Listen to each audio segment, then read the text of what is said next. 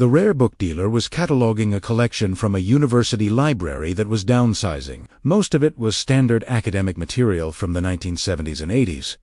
But in a box of old biology textbooks, she found something unusual. A leather-bound journal with no title, just dates, spanning 1889 to 1923.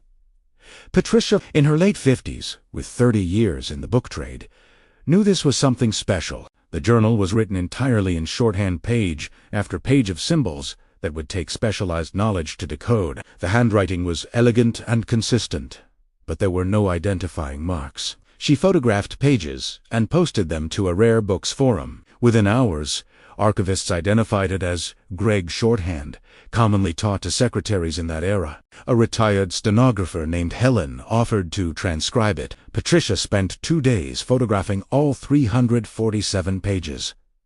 3 weeks later, Helen called, her voice shaking. The journal was written by Clara, a secretary to a prominent Chicago industrialist from 1889 to 1923.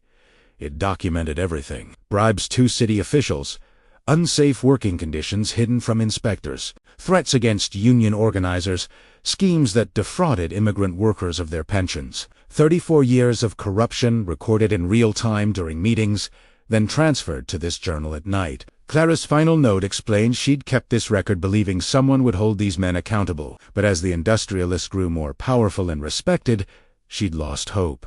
Her last sentence? "I leave this for whoever finds it, in whatever future comes, so they will know the truth about how this fortune was built." Patricia struggled with what to do.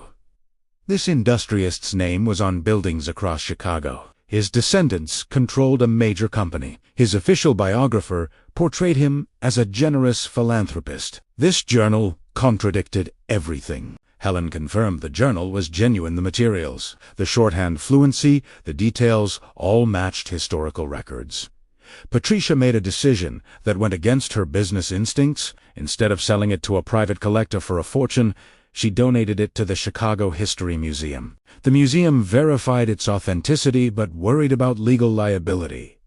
The family was wealthy and litigious. They consulted historians and lawyers for 6 months. Patricia received calls offering to purchase the journal, with vague threats about expensive litigation. She refused and supported Clara's truth being told.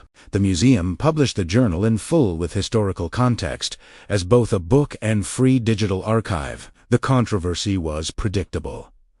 The family called it a fabrication. Institutions debated removing the industrialist's name from buildings. Historians argued about its significance, but something unexpected happened. Descendants of the workers Clara wrote about came forward with family stories that corroborated her account. A man brought his grandfather's payroll records showing pension deductions that never paid out. A woman shared letters about unsafe factory conditions. Stories passed down through generations suddenly had validation. The museum created an oral history project and collected testimonies from 47 families. Together, Clara's journal and these stories created a counter-narrative centered on workers' experiences. At the one-year anniversary event, Clara's great-niece approached Patricia. The family had always known Clara as a spinster secretary, with no real story. Learning she'd been documenting history all those years completely changed their understanding of who she'd been. Clara died in 1931, believing her record would never matter to anyone. The great-niece explained the journal had ended up in storage after Clara's death,